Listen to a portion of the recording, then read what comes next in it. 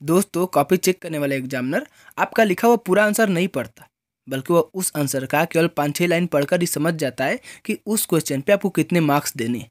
और यहीं पर हमारा मेन गेम स्टार्ट होता है कि एग्जामिनर आपकी कॉपी में वह 5-6 लाइन पढ़ता है जो कि वह चाहता है, या फिर एग्जामिनर आपकी कॉपी में वह 5-6 लाइन पढ़ता है जो कि आप उसे पढ़ने पे मजबूर करते हो। क्योंकि एग्जामिनर अगर आपकी कॉपी में वह 5-6 लाइन पढ़ेगा जो कि आप चाहते हो, तो ऑब्वियसली आप एग्जामिनर को वही 5-6 लाइन पढ़वाओगे जो आपने पूरी तरीके से सही लिखा होगा। और चूंकि जब एग्जामिनर वह केवल सही लिखी हुई लाइन ही पढ़ेगा, तो उसे लगेगा कि आपका लिखा हुआ आंसर भी सही है और वह आपको फुल मार्क्स दे देगा। लेकिन फिर सवाल उठता है कि हम अपनी कॉपी में ऐसा क्या करें कि एग्जामिनर केवल वही लाइन पढ़े जो कि हम चाहते हैं। इसी को मैं इस वीडियो में डिटेल में समझाने वाला हूँ, क्योंकि मेरे भी इंजीनियरिंग के एक सब्जेक्ट एवी में मैंने एग्जाम से केवल 1 घंटे पहले पढ़ाई करी और मेरे एवी के सब्जेक्ट में 50 में से 42 मार्क्स आए, और यह सब मेरे राइटिंग स्किल की वजह से ही हुआ। तो आज मैं अपने उन्हीं एक्सपीरियंसेस को आपके साथ 5 स्टेप में शेयर करने वाला हूँ कि आपको एग्जाम में कॉपी कैसे लिखनी चाहिए, कैसे आप ज़्यादा ना पढ़कर भी केवल ठीक तरीके से लिखने से ही एग्जाम में अच्छे मार्क्स स्कोर कर सकते हो, एग्जाम में कॉपी लिखने की सही स्ट्रेटेजी क्या होनी चाहिए, वगैरह वगैरह। तो इसमें से सबसे पहला स्टेप है right that can be easily से नॉट रीड। दोस्तों, जब एग्जामिनर आपकी कॉपी चेक करता है तो वहाँ पर उसके पास टाइम बहुत कम होता है, इसलिए वह पढ़ना कम और देखना ज़्यादा चाहता है। तो इस स्टेप में आपको सबसे पहले उस आंसर को 1-2 लाइन में डिफाइन करना है, और उसके बाद आपको पेंसिल से उस टॉपिक से रिलेटेड फिगर या डायग्राम को बनाना है, और उस फिगर से रिलेटेड सारे पार्ट्स को ब्लैक पेन से लिखना है, जैसे कि आप स्क्रीन पर देख पा रहे होगे। अब इससे यह होगा कि जब एग्जामिनर स्टार्टिंग में ही आपके उन डायग्राम्स को देख लेगा तो उसे अंदाज़ा हो जाएगा कि आपको उस क्वेश्चन का आंसर आता ही होगा, और वो इसे ज़्यादा ध्यान से पढ़ने की कोशिश नहीं करेगा। और चूंकि आपने डायग्राम के सारे पार्ट को ब्लैक पेन से लिखा हुआ है, तो इससे इनडायरेक्टली उसकी नज़र उन पार्ट्स पर भी जाएगी और इससे वह और ज़्यादा इंप्रेस हो जाएगा। लेकिन फिर बात वहीं पर आ जाती है कि आखिर हम अपने कॉपी में ऐसा क्या करें कि एग्जामिनर के लिए वही लाइन पढ़े जो कि हम चाहते हैं। क्योंकि गलती से भी अगर एग्जामिनर ने आपका लिखा हुआ पूरा आंसर पढ़ लिया तो पक्की बात है कि वह कहीं ना कहीं कोई गलती ढूंढ कर किसी न किसी तरीके से आपका मार्क्स काट ही लेगा। तो इसके लिए हम स्टेप 2 समझते हैं कि highlight the important lines in answers. दोस्तों, जैसा कि मैंने आपको पिछले वीडियो में बताया कि आप चाहे कोई भी टॉपिक पढ़ो, कोई भी आंसर पढ़ो, तो उसमें 1-2 लाइन ऐसी होती है जो उस टॉपिक के लिए बहुत ही ज़्यादा इम्पॉर्टेंट होती है। तो अब आपको उन लाइन्स को अच्छे तरीके से याद कर लेना है, और एग्जाम में आंसर लिखते वक्त आपको उन इम्पॉर्टेंट लाइन को ब्लैक डॉट पेन से हाईलाइट करते हुए लिखना है। अब इससे क्या होगा कि जब एग्जामिनर आपकी कॉपी चेक करेगा और अगर उसको आपका डेफिनेशन और डायग्राम सही लगेगा, तब उसके बाद डायरेक्टली एग्जामिनर की नज़र आपके उन ब्लैक पेन से लिखे हुए इंपॉर्टेंट लाइन पर ही जाएगी, और वह लाइन भी सही रहा तो एग्जामिनर को लगेगा कि आपको उस क्वेश्चन के बारे में पूरी नॉलेज है, जिससे कि वह बाकी लिखा हुआ आंसर नहीं पढ़ेगा और आपसे इम्प्रेस होकर आपको फुल मार्क्स दे देगा। साथ ही उसको यह भी लगेगा कि आप पढ़ने में अच्छे हो, तो आपके बाकी आंसर्स को भी ज़्यादा ध्यान से नहीं पढ़ेगा।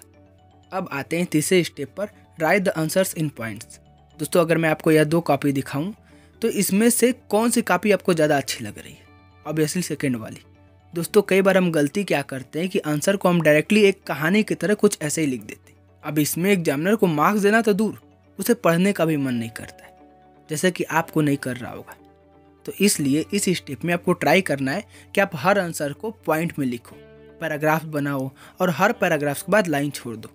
अब इससे आपको एक और फायदा होगा कि जब आप आंसर को पॉइंट बाय पॉइंट लिखोगे तो आप हर पॉइंट में कुछ न कुछ हाईलाइट कर सकते हो, जिससे कि ऑटोमेटिकली एग्जामिनर की नज़र उन हाईलाइटेड पॉइंट पर ही जाएगी, और इससे एग्जामिनर को कॉपी चेक करते वक्त ज़्यादा मेहनत नहीं करनी पड़ेगी।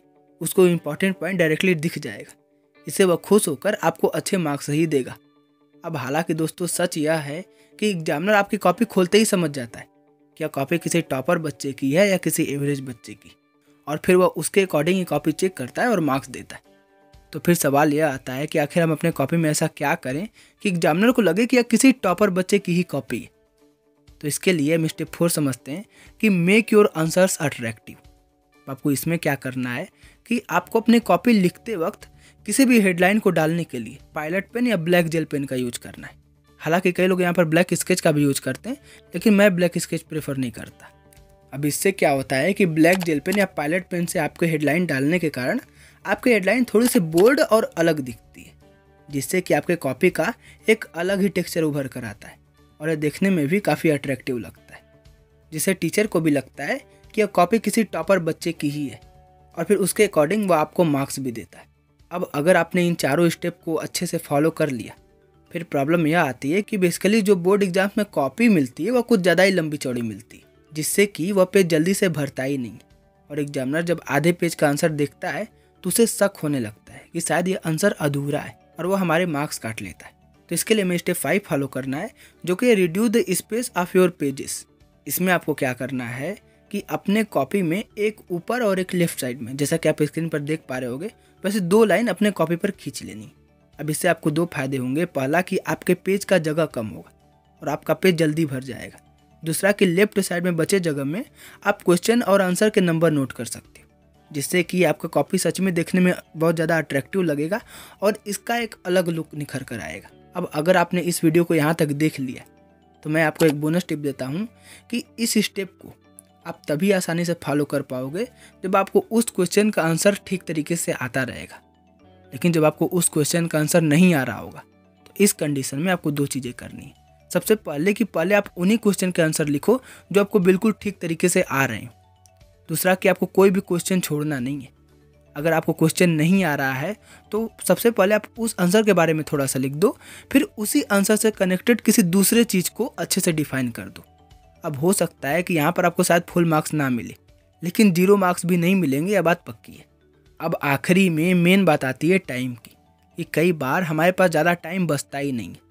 तो मैं यहाँ पर रिकमेंड करूँगा कि आप एग्ज़ाम देने से पहले ही कम से कम एक सैम्पल पेपर दिए गए टाइम लिमिट में ज़रूर सॉल्व कर लो, जिससे कि आपको अंदाज़ा हो जाए कि किस टाइप के क्वेश्चंस को आपको एग्ज़ाम में कितना टाइम देना है। हालांकि अब आप एग्ज़ाम में अपनी कॉपी अच्छे तरीके से तभी लिख पाओगे जो आपने अपनी पढ़ाई ठीक तरीके से की होगी। और आपको अपनी पढ़ाई कम दिनों में अच्छे तरीके से कैसे करनी है, यह सब मैंने डिटेल में इस वीडियो में बता रखा है। आप इस वीडियो पर क्लिक करके भी इसे देख सकते हो, मैं इसका लिंक डिस्क्रिप्शन में दे दूँगा। तो इस तरह से इस वीडियो में हमने 5 स्टेप देखे। सबसे पहला कि आपको किसी भी आंसर को लिखते वक्त सबसे पहले आपको 1-2 लाइन डिफाइन करना है उसके बारे में। उसके बाद उस टॉपिक से रिलेटेड फिगर को बना देना है, उनके पार्ट्स को ब्लैक पेन से लिखना है। सेकंड कि आपको आंसर में मेन पॉइंट को डॉट पेन से लिखकर हाईलाइट करना है।